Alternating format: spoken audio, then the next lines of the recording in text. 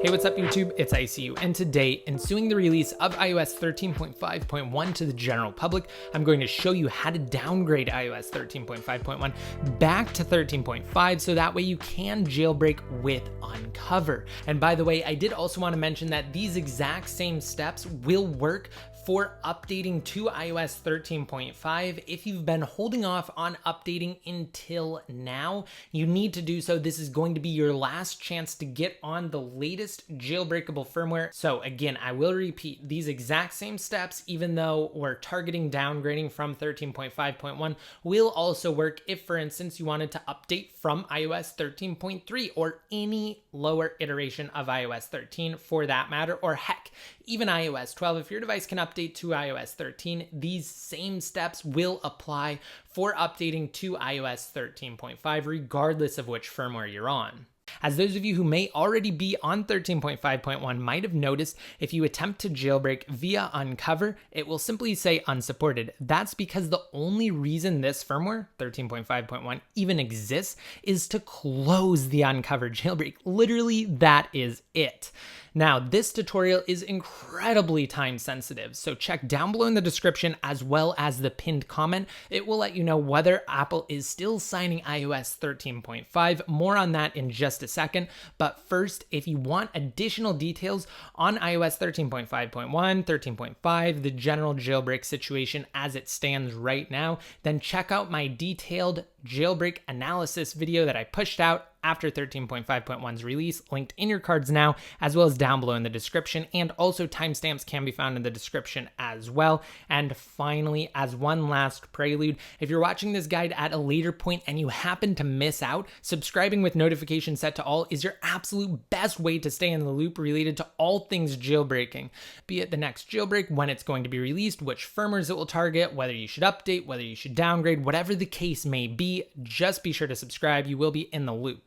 Okay, so with all of that said, there is one very key caveat to all of this. As I mentioned before, Apple has to be signing iOS 13.5, and if they're not signing 13.5, you simply can't downgrade. Really, it's as easy as that. If Apple's signing it, you can. If they're not, you can't.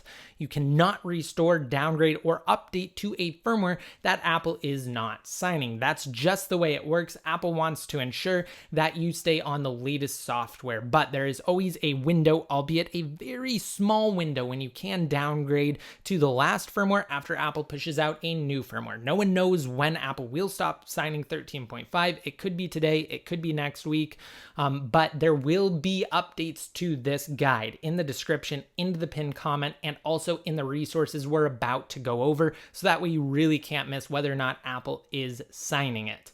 Okay, so now let's get into what you need. You just need access to a computer. It can either be a Mac or a Windows-based PC, but you do in fact need a computer, and you can borrow a friend's or a parent's if you happen to be able to, and then you just need your device and a USB cable, and you have to download the corresponding IPSW for your device. Now, one other thing to note too is that not all data will remain on your device when going back to iOS 13.5. Most will, but this is essentially a deterrent measure implemented by Apple to prevent people from downgrading. So anything that is not saved inside of iCloud is subject to being lost. So I suggest enabling messages in iCloud, iCloud Photo Library, and other iCloud services inside of the Settings application. So just go to Settings, tap at your name up at the top, and then you can enable all of those iCloud services before you attempt to downgrade. And it's also recommended that you create a backup as well. That is really the most important thing. So we'll go over how to do that in just a second. So now at this point, what I want you guys to do is navigate to the very first link down below in the description, and it will redirect you to the corresponding written guide for this tutorial on Best Tech Info. Now, on this guide, you will have a secondary source to confirm whether or not Apple is signing 13.5. As you can see, they are currently signing it. Once they are not, this green yes will change change to a red no. So that is another easy way, aside from the pinned comment and description, to see whether or not Apple is signing it. And then all I want you guys to do now is just download the firmware. We need it. So just scroll down and click on the big blue download button. BTI will then gather all of the necessary links and you will be redirected once you are on this page right here. I want you guys to look for just one thing where it says click here. Just click right where it says click here. And then you will be directed to the IPSW download site and you're going to essentially select your device. So for me, I have an iPhone XS Max. So I'm going to click on iPhone and then I'm going to click on XS Max. And I know I do not have the Chinese version, so I'm going to just click on XS Max. And then you need to click on the corresponding 13.5 IPSW. And this is yet another way to see whether or not it's signed. You can tell right now it is green, but once it turns red, it will join the ranks of the unsigned IPSWs and you will no longer be able to downgrade back to it. But for now it's green. So you just want to click on it and then you want to click on download and it will proceed to download straight from Apple's servers. Now, if Apple is still signing 13.5, almost any errors that you may encounter inside of either iTunes or Finder based on whichever operating system your computer is running will be caused by downloading the incorrect IPSW. So if you accidentally download the wrong IPSW, it will not work and it will fail almost immediately. So you have to ensure that you download the proper one. If you need assistance on this site here where we download the IPSW, you can click on Identify My Device and you can follow the steps here to help you find the proper IPSW. Because like I said, the majority of issues inside of iTunes or Finder, if they're still being signed, is related to downloading the wrong IPSW.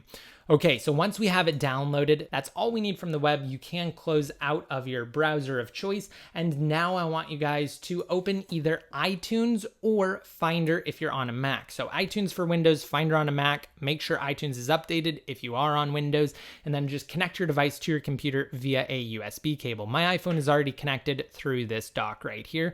And I'm just going to click on Trust inside of Finder because this is the first time I'm connecting my device to my computer. You will receive a similar message and pop-up on your iOS device. If you don't get the pop-up, just launch up Finder on Mac, launch up iTunes on Windows, and then click on Trust. And if you do get a denied message, just unconnect or disconnect and then reconnect your device. That's probably because I accidentally tapped out of it to begin with before proceeding with this tutorial, but you can tell right here, we do have this pop-up asking me to trust this computer. So I just want to tap on trust and then input your device's passcode. And then inside of either iTunes or Finder, click on trust once again, and it should establish that connection. That's just a precautionary measure by Apple to ensure that you are connecting to a device that you are authorizing. Okay, so now inside of Finder, we have the exact same interface as inside of iTunes. Once you navigate to the device section, it looks identical. So this works on Windows and Mac. You can tell that it confirms the software is on 13.5.1 right here, the latest build. As I mentioned previously, the most important thing you want to do is back up just in case all else fails.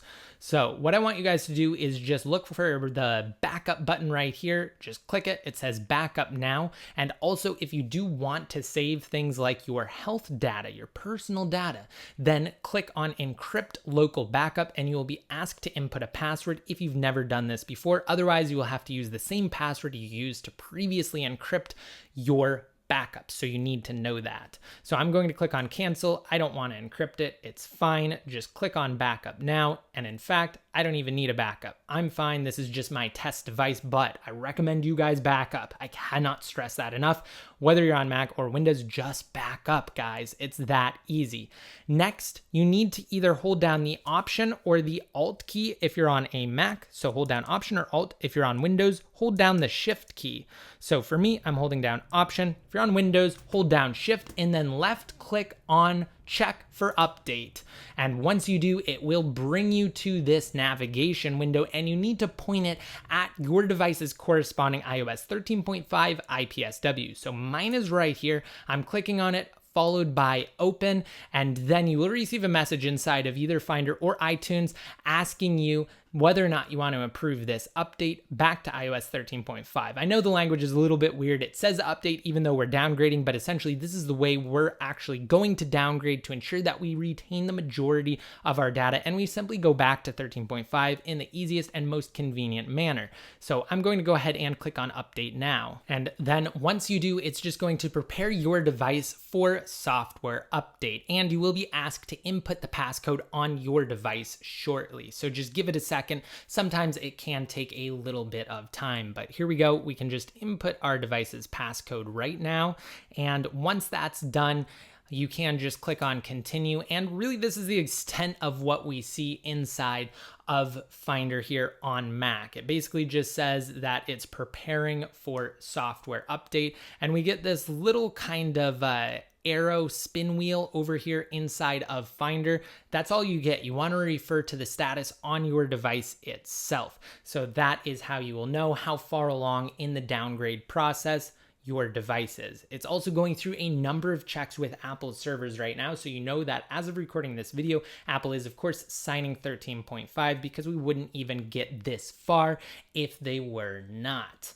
So everything is good to go up until now, and you can see that we now do have a progress bar beneath the Apple logo. That's what I was talking about previously, and this segment of the video is going to be sped up just for convenience purposes. That way, you know, you guys don't have to sit and watch through this whole thing, but I wanted to ensure that it does play through in its entirety so you can see that it does work, and we do go back to iOS 13.5.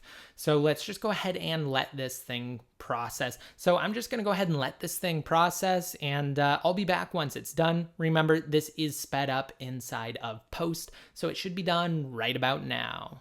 Okay, and here we go. You can see that the Apple logo is now gone on the device, and inside of Finder it says your iPhone has been updated and is restarting. Please leave your iPhone connected. It will appear in the sidebar after it restarts. Now you can see we have an Apple logo once more, and we will get a progress bar beneath the Apple logo again, and this time it will just be the on-device consolidation step. Now theoretically it is okay to disconnect your device at this point, despite what it says inside of Finder or iTunes, but I still recommend that you leave it connected. The downgrade is done. It has been completed successfully, and just like the downgrade segment, this one will be sped up in Post. That way you guys aren't just sitting around waiting for it to complete. So it should be done right about now. And now you just see an Apple logo and we're at the lock screen. So let's go ahead and swipe up, input our passcode here. And I'm going to show you guys, first of all, let's click OK inside of Finder, that it does confirm our device is on 13.5. And I'll show you inside of settings as well that we are too. So you can see inside of Finder, it confirms software version iOS 13.5, latest build for 13.5. And let's just load up the settings application followed by general and then about, and you can see there as well for the software version it confirms this iPhone XS Max is now running iOS 13.5. so the downgrade was successful, or the update if you are coming from a lower firmware. And now I just want to show you guys that we can use Unc0ver to jailbreak, because as you guys may have noticed, I had the Unc0ver application previously. I showed you it said unsupported. Now we can jailbreak. I already went through the jailbreak process, or at least the installation of Unc0ver via Alt Store and Alt Server. That video is in your cards as well as down below in the description for after you downgrade or update to iOS 13.5. So now let's go inside of Unc0ver and tap on jailbreak, and let's tap on the X. So I'm just going to tap OK because it did now create the root FS snapshot of the device. That is so key because essentially that means it's taking a snapshot of the way things were pre-jailbreak. So post-jailbreak, if you want to unjailbreak, you can, and it will just restore those system files without actually touching or impacting your personal data whatsoever. So the first step of the jailbreak was complete, and then we just need to go inside of Unc0ver and jailbreak again, and it will exploit the device's kernel and go through that process. Of course, I am rapidly speeding through the jailbreak portion in this video simply because it is a downgrade tutorial first and foremost. most. Now, also, if you do get any sort of issue with your device coming back up after using Unc0ver, then you can press a combination of keys. You can either try the side button and volume down for a second, or volume up, volume down, then side until you see the Apple logo. Don't hold it down for too long, because then it will just go through a full hard reboot and you're gonna have to do things again. But let's go ahead and swipe up here. Let's go ahead and input our passcode here. I'm going to give it a second, and then we're going to launch up Unc0ver and we're going to finalize the jailbreak here. So let's load Unc0ver now, and we're going to tap on jailbreak again for a second time. And as you can see, it is blazing through this process, and it's going to finish in just a second, and it's going to say that our device has been jailbroken. So it's been my pleasure to show you guys not only how to downgrade to iOS 13.5, but then also how to jailbreak once you have successfully completed the downgrade process. So as you can see here, it worked fine. It's just going to respring, and now we can swipe over, and Cydia is in a blank space on our device's springboard, so it worked successfully. I really hope this tutorial helped you guys out. Again, if you're watching this at a later point, subscribe, notifications set to all, that way you don't miss out the next time I release coverage like this. And until next time, this is ICU signing out.